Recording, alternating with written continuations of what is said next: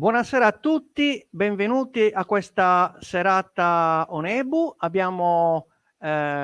stiamo avvicinando alle feste di Natale e abbiamo con noi il dottor Riccardo Laria che ci parlerà oggi di un personaggio celebre per la storia della Sardegna che è Sigismondo Archer.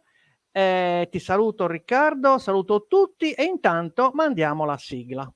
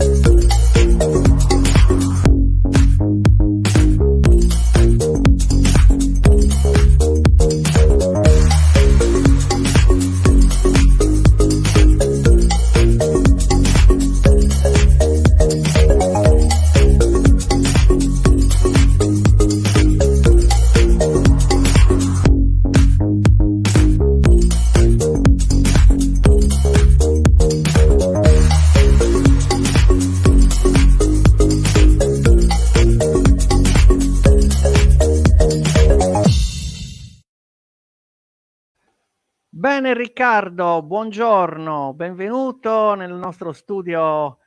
Come vedi io sono a Castello con questa serranda con le guglie che mi pende sul capo, visto che hai deciso di parlarci di un personaggio insomma che con Cagliari e con il quartiere Castello ha molto a che fare.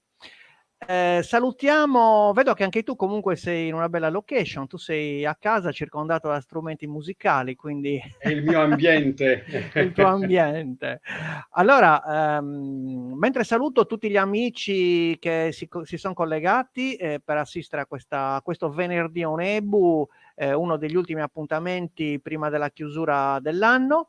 Saluto il Circolo di Madrid, il Circolo di Cnusa di Gianni Garbati, che è sempre così cortese da insomma, ospitare il suo gruppo di sardi all'estero su a Madrid. Ci sono anche altri circoli che si collegano sempre, ci seguono dappertutto, Riccardo, ci seguono dall'Argentina, dal Venezuela, dal Giappone, ci seguono naturalmente in un orario più consono al loro, Differente. al loro fuso orario.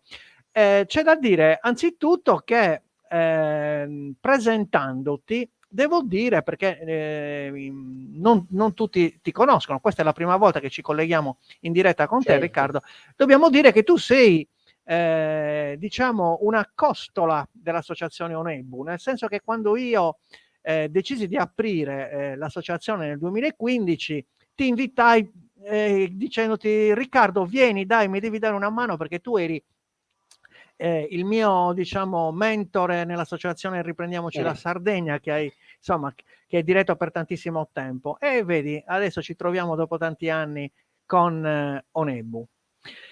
Questa è la prima volta che ci vediamo attraverso questo ausilio tecnologico. Sono Sì, stato tuo ospite molto piacevolmente per tante volte nella sede di Via Fratelli Bandiera e spero che presto possiamo riprendere a incontrarci de visu personalmente con tutti gli amici dell'associazione.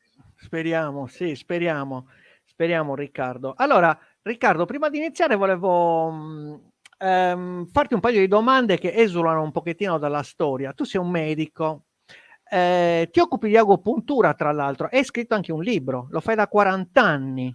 Da Cosa 46, da 46 46 anni, anni. Ma questa agopuntura, io vorrei fare una serata con te sull'agopuntura. con Sarebbe moltissimo piacere. Sarebbe molto interessante perché è una materia affascinante, perché sembra quasi un qualcosa di sciamanico e invece lo pratica un medico, quindi un Ma dottore. sai, l'agopuntura, essendo la medicina più antica, arrivata fino a noi intatta dai millenni passati, i cinesi la praticavano senz'altro almeno 1000 anni prima di Cristo, Mm, fa parte dell'archeologia della medicina.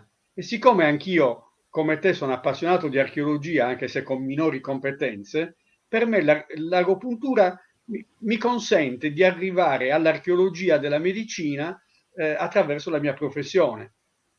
Quindi siamo sulla stessa lunghezza d'onda in qualche modo. Bene, mi farà sicuramente molto piacere.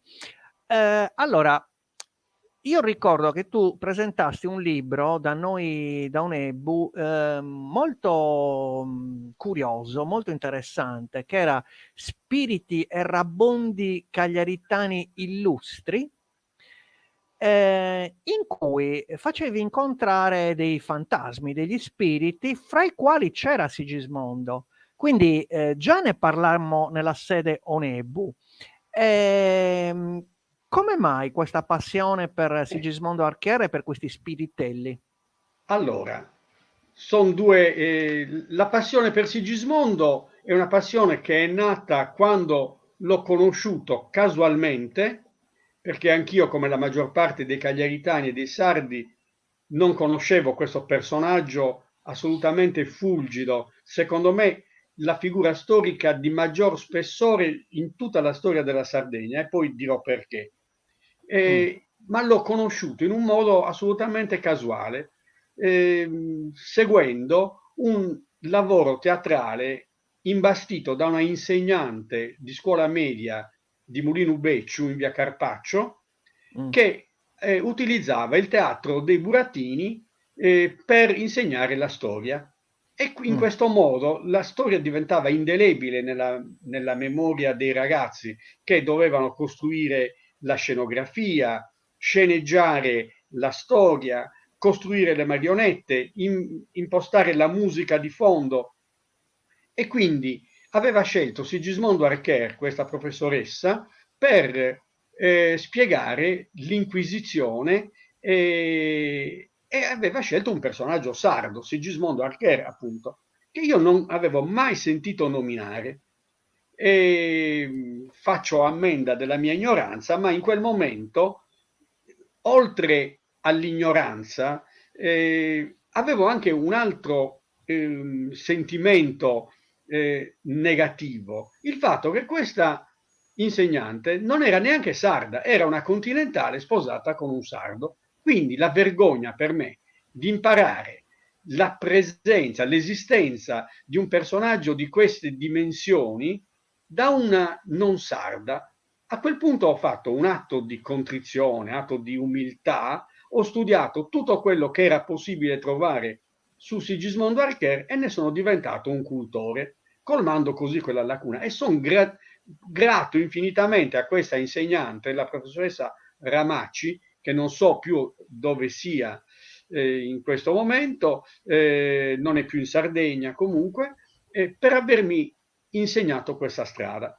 Bene, a quel punto sentii anche l'esigenza, proprio per farmi perdonare dalla memoria di Sigismondo, di farlo conoscere al maggior numero di persone che mi fosse possibile, e il modo migliore che trovai fu quello di scrivere la sua storia per il teatro, e lo portai in scena con Tino Petilli, con Maurizio Mezzorani e con la musica di Anna Maria Nobili, una cantante, una contralto del Teatro Lirico di Cagliari, con Elisabetta Panzan, musicista diplomata in clavicembalo, che dal vivo suonava delle musiche del Cinquecento che senz'altro Sigismondo avrebbe potuto conoscere perché erano del suo periodo. Quindi mettemmo in scena il dramma di Sigismondo Archer, una prima volta al Teatro dell'Arco di Mario Faticoni nel 2001, e nel 2009 lo replicammo al Teatro Civico di Castello il 4 di giugno del 2009. 4 giugno è il giorno fatidico che determinò l'uscita di scena del povero Sigismondo, perché morì bruciato sul rogo di Toledo in piazza Zocodover alle 5 della sera.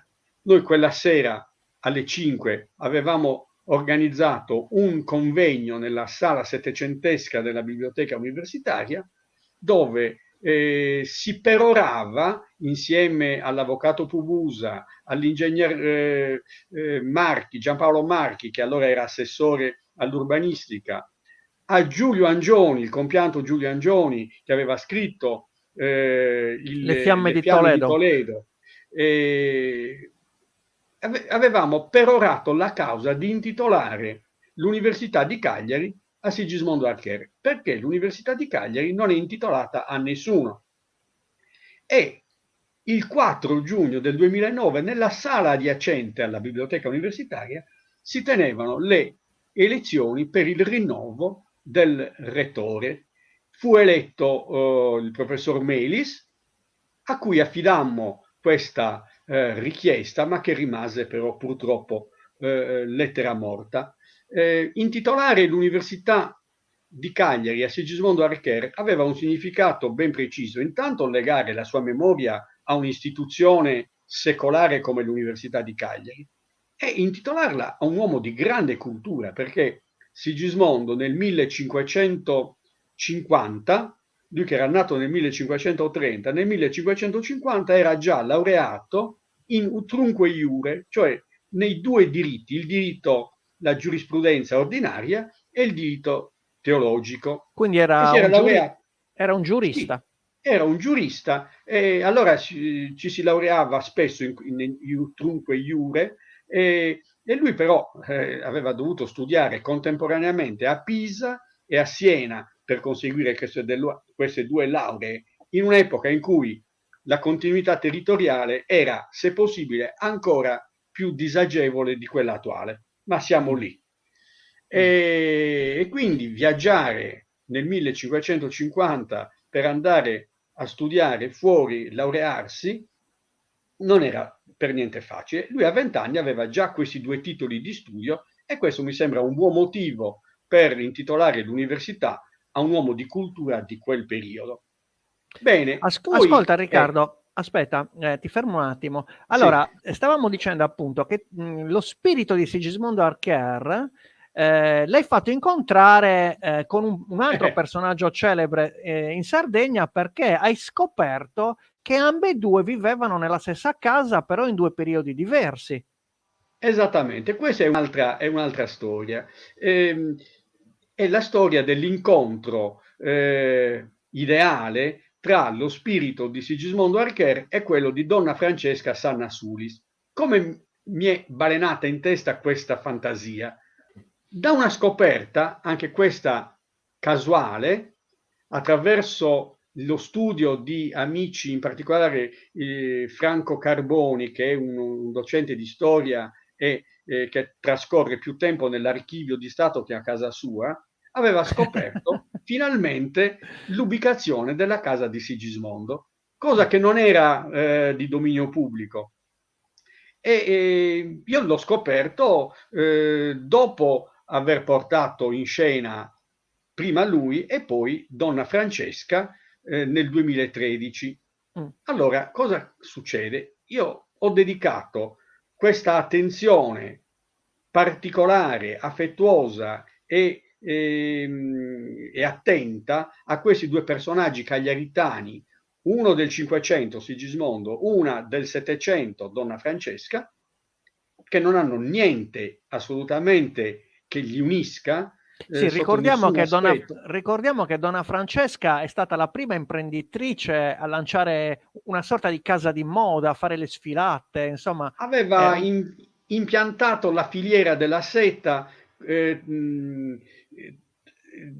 trasformando in grandi colture di varie piantagioni ereditate dal padre e dalla madre tra il Sarrabus e Quartucciu, e le aveva convertite in coltivazioni di gelsi con cui nutriva i bacchi, con cui poi traeva la seta e la faceva filare dalle sue numerose dipendenti. Si parla di circa 700 dipendenti tra le filatrici, le tessitrici, le bachicultrici, quindi un'impresa tutta al femminile, e questa donna era un'altra figura di grandissimo spessore, vissuta per quasi un secolo tra il 1716 e il 1810.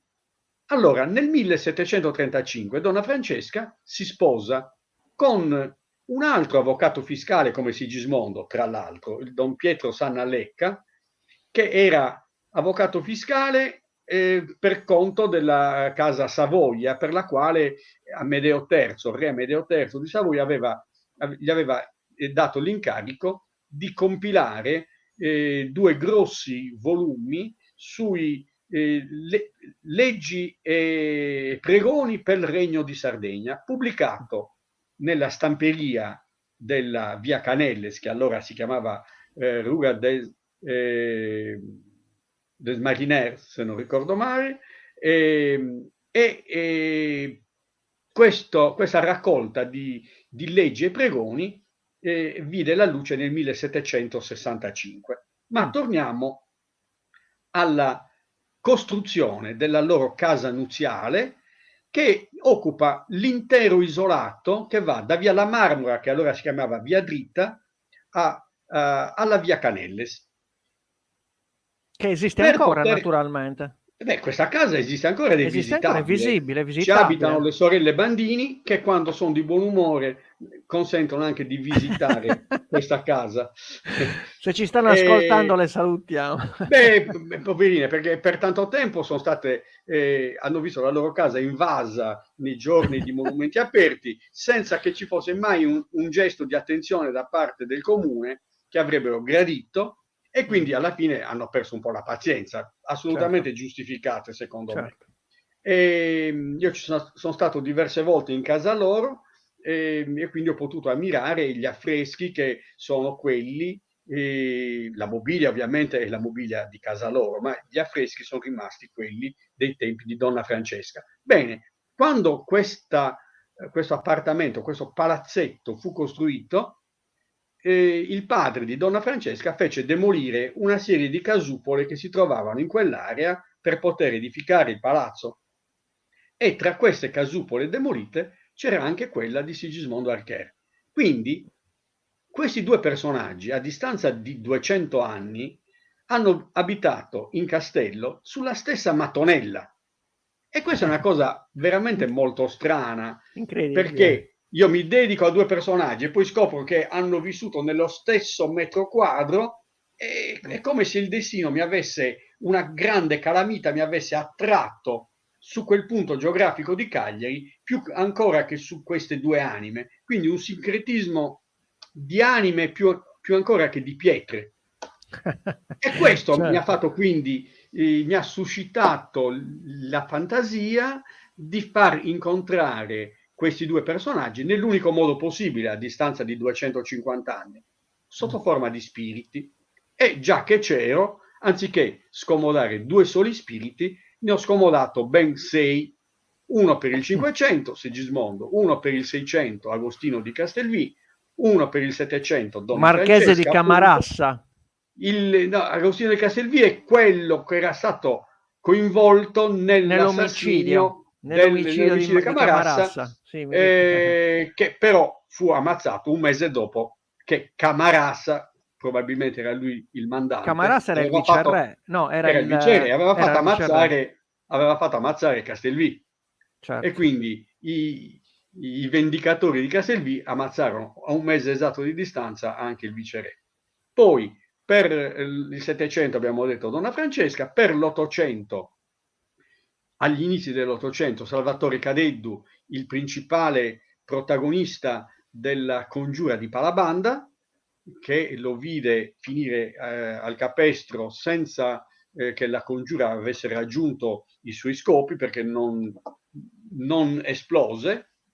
E poi gli ultimi 2 personaggi, per arrivare a 6, sono il cantante disertore patriotta Mario De Candia e il famoso medico imbalsamatore Efisio Marini, che muore nel 1900. Quindi questi 6 personaggi si incontrano tutti e raccontano in questo libro, Sì, Spiriti Erabondi Cagliaritani Illustri sei. mostrerei l'immagine mentre... Eccolo qua. Eccola qui, dove si vede, le immagini ci fanno vedere il sottoscritto nelle vesti di Sigismondo Archer qui giù.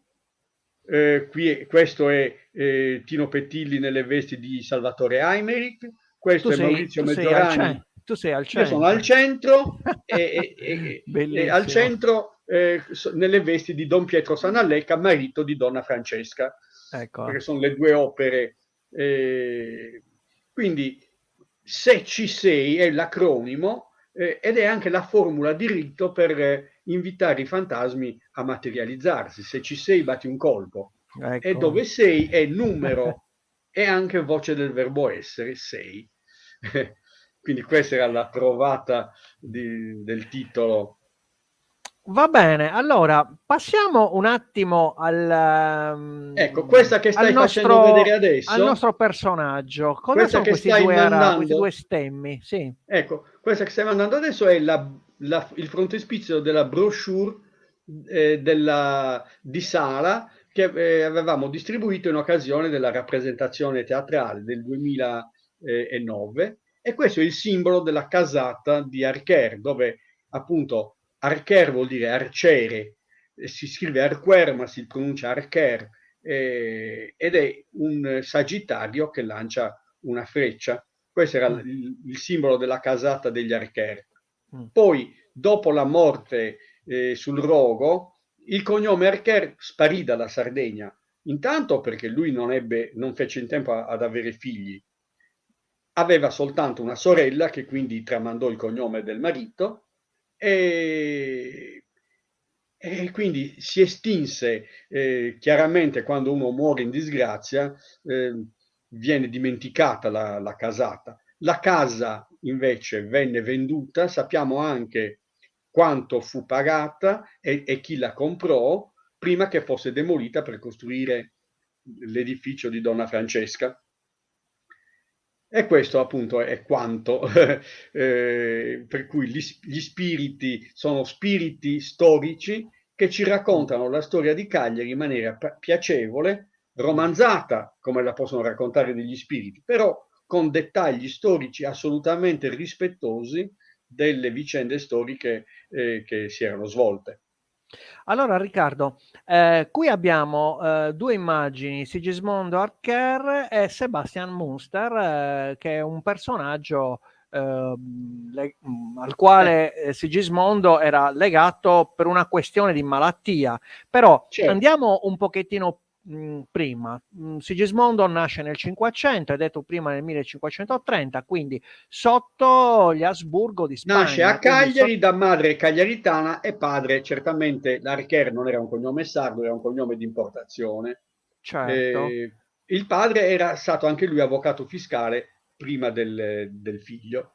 Ecco, ricordiamo che il periodo che stiamo esaminando è l'età d'oro della Spagna. La conquista Esatto. dell'America è avvenuta qualche decina d'anni prima e la Spagna in questo momento con Carlo V era l'impero più potente del pianeta in quel momento. Fu Quindi coniato Sigismondo per questo, nasce, ecco, certo, fu coniato proprio per il re di Spagna, il dominio su cui non tramontava mai il sole, proprio perché era talmente esteso geograficamente che quando calava la tenebra da una parte, dall'altra stava sorgendo il sole del giorno successivo.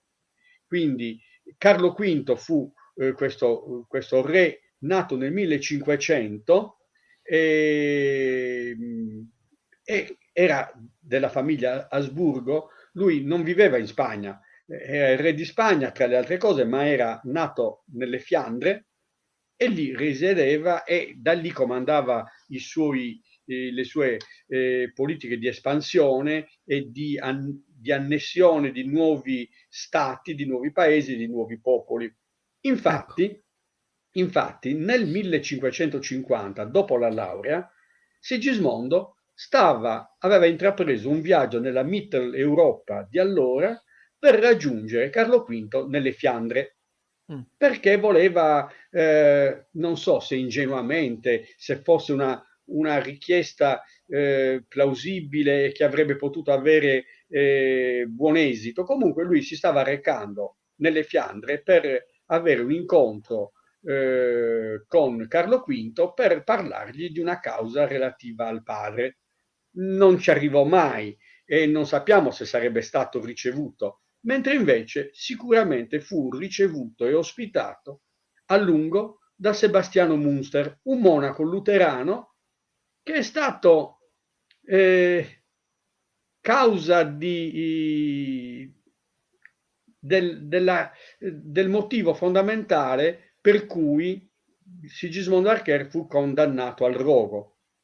Münster era un monaco luterano e Sigismondo arrivò a lui in qualche modo e si ammalò a Basilea e Münster lo ospitò per il tempo della malattia, facendo in quel momento un favore che si sarebbe ritorto come un boomerang però per il povero Sigismondo, perché questa ospitalità Münster chiese in cambio la collaborazione di Archer nella stesura della grandiosa opera bibliografica che stava facendo, la Cosmografia Universalis. Poi vedremo le immagini del frontespizio di questa opera, dove Münster raccontava con dovizia di particolari, con carte geografiche, con descrizioni, tutte le terre conosciute.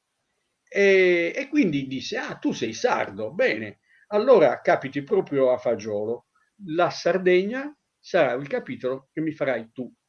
E in effetti il capitolo che Sigismondo scrisse per la Sardegna, che è formato da 7 paragrafi, dove si occupa di geografia, disegnando anche la mappa della Sardegna con i toponimi geografici di allora, la prima mappa aerea di Cagliari che lui immagina di vedere ergendosi dal centro del Golfo davanti alla Marina, alla Pola, e disegna i 4 quartieri storici di Cagliari, il Castello, la Pola, Villanova e Santa Vendrace, che ovviamente non si chiamava Santa Vendrace.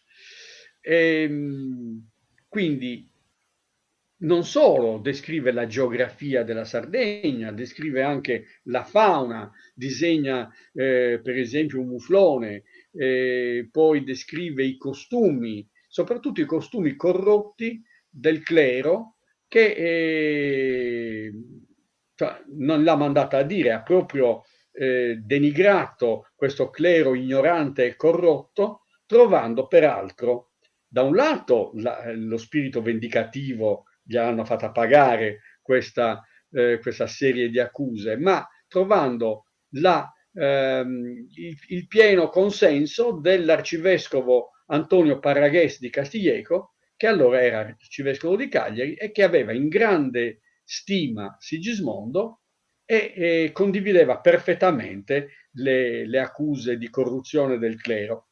Quando si trattò di difendere Sigismondo nella fase processuale della fine della sua vita, Parragués fu messo in condizione di non poter essere utile al suo amico perché fu mandato al Concilio di Trento, dove poi morì.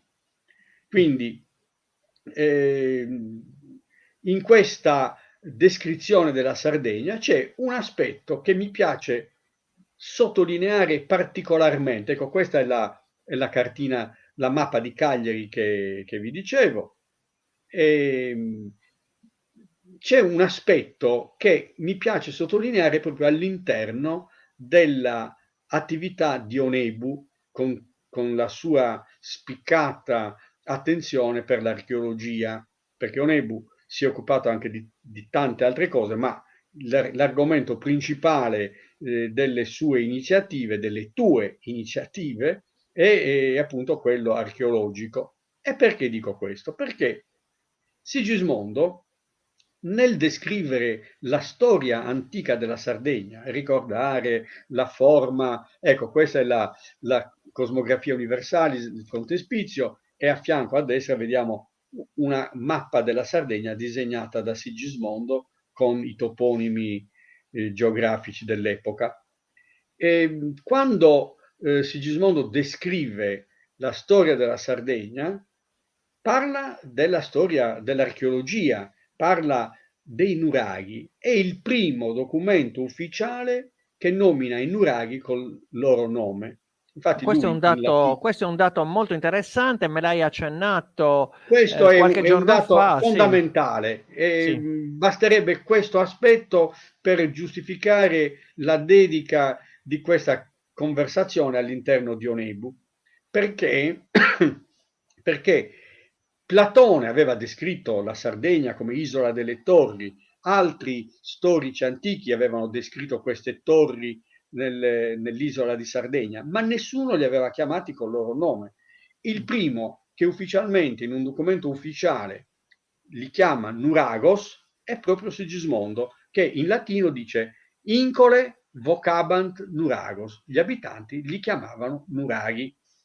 E questa è una, poi non solo il nome, ma descrive anche perfettamente la struttura del nuraghe. Queste sono alcune pagine dell'opera.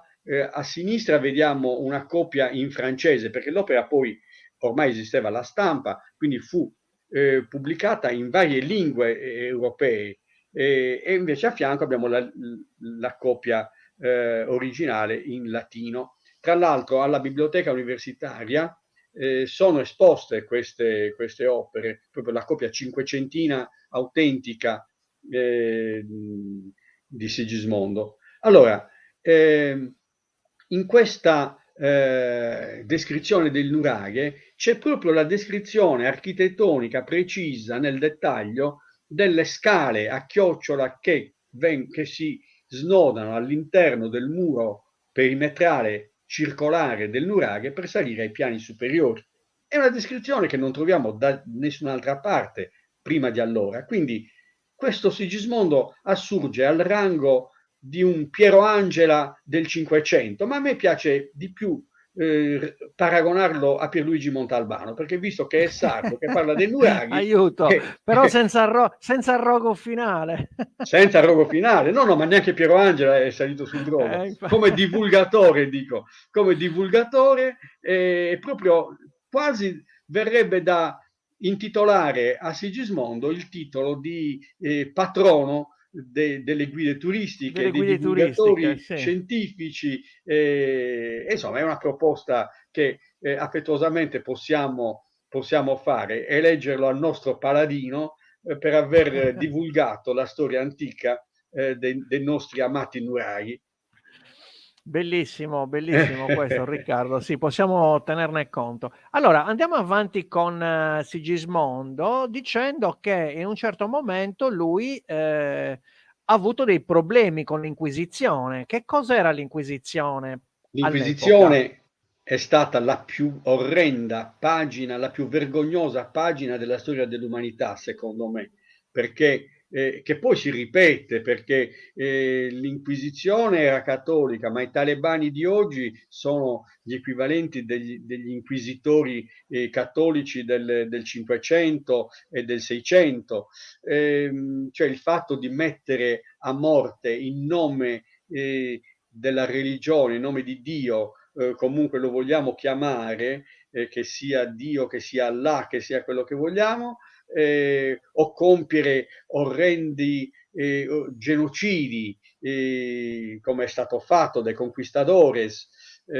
sempre in nome di Dio, tant'è che il Papa in tempi recenti, Papa Giovanni XX, Papa, non Giovanni, Carlo Giovanni Paolo, Wojtyła, sì, Giovanni Paolo, no, sì, Carlo Wojtyła ha chiesto scusa, ha sentito il bisogno di chiedere scusa alle popolazioni indoamericane, emulato recentemente anche da Papa Bergoglio.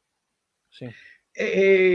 L'Inquisizione andava alla ricerca di fatti esecrandi, e arrivava fino alla comminazione di pene terribili, tra cui il rogo, la tortura prima del rogo, ma ci si poteva salvare abiurando. Abiurare voleva dire riconoscere i propri errori e prenderne le distanze e negare, ma non sempre era possibile, ben inteso.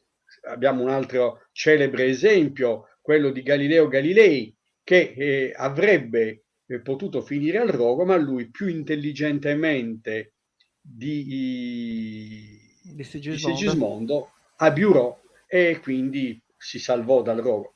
Intelligentemente, non che Sigismondo non fosse intelligente, però mentre Galileo doveva difendersi da accuse inerenti alle sue affermazioni scientifiche, Sigismondo era accusato direttamente di eresia in nome della religione, in nome di Cristo. E Sì, quindi e lui nel momento in cui muore, nel momento in cui viene messo sul rogo, recita proprio delle frasi dedicate a questo. In lui nome di aveva, Dio, sì. lui aveva scritto nei lunghi mesi che precedettero il rogo, ma anni, perché la sua detenzione nel carcere di Toledo durò ben 8 anni.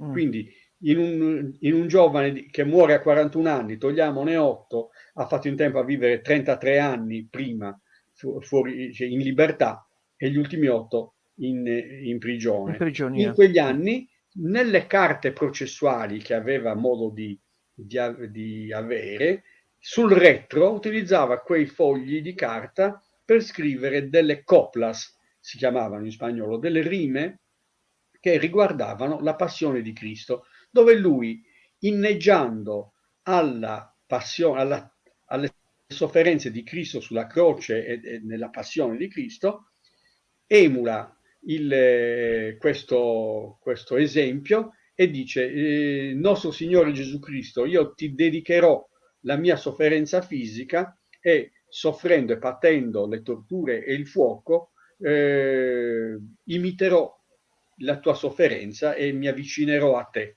E E quindi questo mi questo, immagino fosse uno smacco per, insomma, per i membri dell'Inquisizione, nel senso che lo stavano mandando a rogo, l'hanno imprigionato e lui, in nome di Dio, annunciava la passione, comparandola con quella di Gesù. Certo. certo, questo infatti è veramente toccante, ma lui era un cattolico praticante e anche fervente. Pensa che andava a Oristano a genuflettersi davanti al grande crocifisso ligneo del Nicodemo, che è esposto nella chiesa di San Francesco, è visitabile ancora oggi, ed è un Cristo bellissimo e bruttissimo al tempo stesso.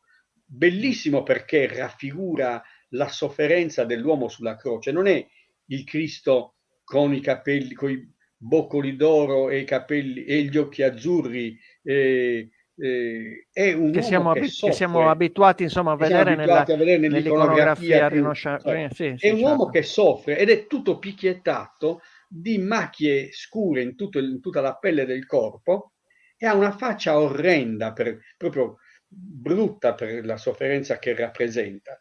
Lui andava appositamente da Cagliari a Oristano per genuflettersi e pregare, raccogliersi in preghiera davanti a questo simulacro che è tuttora lì.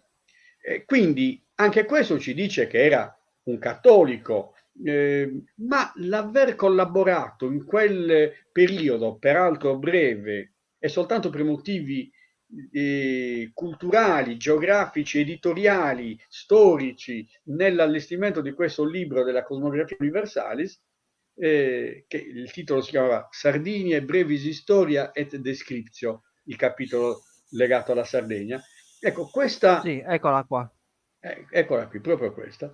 E questa collaborazione con l'abate Munster luterano, e quindi eretico, con i luterani si era scatenata proprio la battaglia, la caccia alle streghe, proprio sotto Carlo V, durante il regno di Carlo V.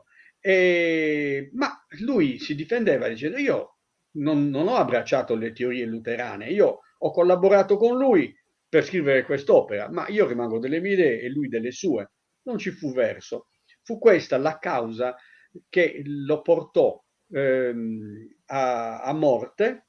In realtà lui, perché era stato accusato però di eresia, non sarebbe successo niente, forse, se non l'avessero accusato i grandi del potere cagliaritano e sardo di quel periodo, che rispondevano al nome di Salvatore Aimeri per La primo. famiglia Aimeri, La sì. famiglia Aimeri è la più potente, ma c'era anche quella dei Zapata ed altri. Questi potenti e prepotenti di allora dovevano pagare le tasse come tutti, e Sigismondo era avvocato fiscale, quindi era la figura preposta a far pagare i contributi, e loro cercavano di non pagarlo, di pagare il meno possibile. Le tasse allora si potevano pagare anche attraverso i più potenti avevano il dovere di armare un certo numero di soldati, nutrirli e tenerli sempre pronti e armati per difendere il territorio. Chi più aveva, più armati doveva sostenere. E Okay. poi questi si alimentavano le loro ricchezze con i raccolti del grano, e il grano doveva essere conservato, perché cioè una parte veniva usato e venduto, ma una parte doveva essere assolutamente conservata nei silos per far fronte a eventuali carestie o assedi e momenti insomma di difficoltà. Invece Heinrich and Company vendevano anche queste quote che avrebbero dovuto conservare, e quindi Harker li denunciava e li denunciava agli occhi del re, che quindi cercava di farli arrestare, e loro si difendevano accusando Harker appunto di diverse accuse, tutte inconsistenti, e infatti che non arrivavano mai a colpirlo. Cercarono di avvelenarlo, poi cercarono appunto, riuscirono anche a farlo imprigionare per un breve periodo, però lui riusciva a difendersi, a scagionarsi. Invece, di fronte all'accusa di eresia, neanche il re l'inquisi poteva difenderlo, perché L'inquisizione era terribile, perché bastava anche il solo il nome, sospetto, il sì, sospetto, e ti mettevano prima in prigione e poi dovevi dimostrare che stavano sbagliando. certo. Quindi il tribunale della Santa Inquisizione era al di sopra della stessa volontà del re, e il re a quel punto non poteva più difendere il suo amico Sigismondo, e quindi di fronte a questa accusa, che era stata imbastita da Aimeric, Zapata, eccetera, perché non riuscivano a farlo. Prima cercarono di corromperlo, gli ma tu alleati con noi, ma perché devi farci pagare? Alleati con noi, tu sei di famiglia nobile, puoi vivere agiatamente insieme a noi, e loro aspiravano ovviamente a diventare viceré, ma quando mai il re di Spagna poteva pensare di eleggere viceré in Sardegna un suddito non Certo, spagnolo? certo, Era come mettere una faina a guardia delle galline nel pollaio, e certo. quindi non riuscivano nel loro intento. E l'unica arma che riuscirono a utilizzare, e fu quella fatale e definitiva, fu quella dell'accusa di eresia, e quindi finì i suoi giorni sul rogo. 30 anni dopo, Volevo eh, chiederti, aspetta, prima di andare sì. avanti, ecco qua il rogo di Toledo. Volevo chiederti, ci fanno questa domanda, in che lingua era scritto la cosmografia di Muster? In latino? Allora, era scritta in spagnolo, scusami, in latino, In perlomeno. latino? Sigismondo scrive in latino il Sardinia e Brevis Historia, Mm. poi però veniva tradotto in francese, in tedesco, Ricordiamo nelle che lingue. era appena nata la scrittura con caratteri Eh mobili, sì, insomma, non era sì. molto diffuso. Gutenberg aveva inventato Sì, la la stampa con i Bibbia, caratteri sì, mobili recentemente, e se esatto. questa cosa fosse successa magari 100 anni prima, Sì. magari non ci sarebbero state prove testimoniali così schiaccianti, invece la diffusione della stampa aveva portato tante copie a girare e quindi l'accusa era abbastanza gestibile sotto gli occhi di tutti, anche Certo, se era una scusa pretestuosa. certo. Comunque, 30 anni dicevo, dopo dicevi? 30 anni dopo, la stessa vicenda che portò sul rogo Sigismondo, portò sul rogo Giordano Giordano Bruno. Bruno. Giordano Sì. Bruno è un personaggio di respiro mondiale, europeo, non c'è nessuno che facendo anche soltanto le scuole, senza bisogno di studiarlo all'università, al liceo tutti ci siamo imbattuti nel nome di Giordano Bruno, delle sue opere filosofiche e della sua condanna al rogo che fu eseguita nel 1600 a Campo dei Fiori a Roma e dicevo 30 anni dopo Sigismondo, quindi noi abbiamo un Giordano Bruno sardo che ha percorso le stesse tappe ma non è altrettanto conosciuto nemmeno localmente. Quindi questo io l'ho sentito sulla mia pelle quando ho fatto l'incontro che vi dicevo all'inizio attraverso quell'insegnante della scuola media di Mulino Becciu, ma una volta che l'abbiamo sdoganato, fatto conoscere attraverso opere teatrali, libri e quant'altro, bisogna che ci rimpadroniamo della sua memoria postuma e che sia oggetto di studio, almeno di informazione di tutti i giovani studenti che adesso frequentano la scuola, in modo che non si abbia più a dimenticare un personaggio così importante per spessore culturale, morale, come Sigismondo. Quest'anno ricorrevano i 450 anni tondi tondi del rogo di Toledo, il 4 giugno del 1571 e 2021, quindi 450 anni. Quale occasione migliore per ricordarlo le istituzioni, il comune di Cagliari, la regione sarda, e invece non è stata dedicata una virgola, non una parola a favore della memoria di questo gigante della nostra storia e della nostra identità. E quindi io quest'anno ho moltiplicato le forze rispetto agli anni scorsi in cui qualche conferenza, il libro che hai voluto citare prima, quest'anno ne ho fatto veramente tante conferenze all'Università della Terza Età di Nuoro, a quella di San Luri, a quella di Cagliari, conferenze in vari circoli culturali di giovani e di anziani, ce ne sono molti anche circoli di persone in età avanzata che a differenza del passato si incontrano e coltivano con serate settimanali dedicate alla cultura e purtroppo questi ultimi 2 anni con la Con pandemia il invece Covid. hanno cancellato anche questa bella attività culturale di tanti nostri anziani, che tra Sì. l'altro Io adesso io con i miei direi 72 anni sono un anziano anch'io, quindi io direi che con questa nostra diretta, insomma, sfioriamo le 100 persone che ci stanno guardando in diretta, ma io ho visto che quando lascio le registrazioni su YouTube vengono viste anche negli altri orari, perché avere un centinaio di persone in diretta di venerdì è parecchio difficile. Eh, certo. Anche sapendo che i nostri soci, noi Onebu è un'associazione di 300 persone, quindi siamo tantissimi, più ci sono tanti amici che ci seguono anche se non sono associati, anzi l'invito, mi raccomando, guardate che la nostra associazione è un'associazione che accoglie tutti, non vediamo l'ora di avervi fra i nostri amici.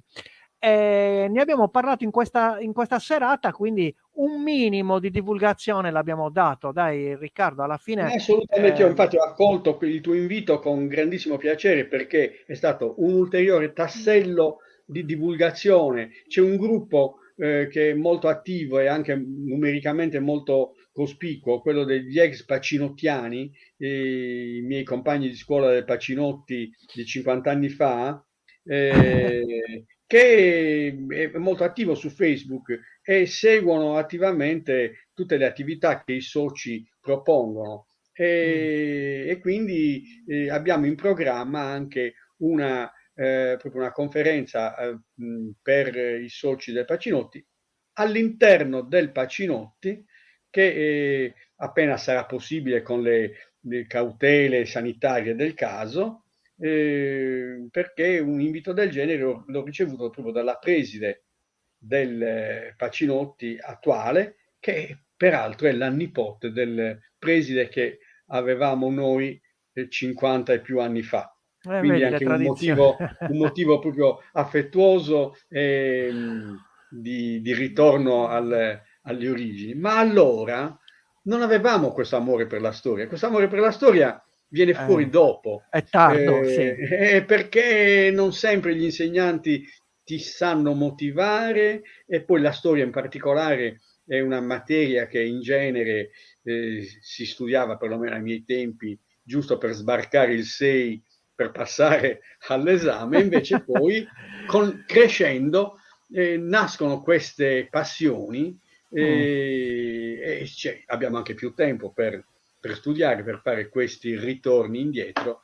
E se io invidio oggi gli studenti che frequentano la scuola, non è tanto perché sono giovani, anche per quello ovviamente, ma perché hanno la possibilità di avere tanti anni a disposizione per fare quegli studi che io purtroppo ho abbracciato soltanto in età più avanzata.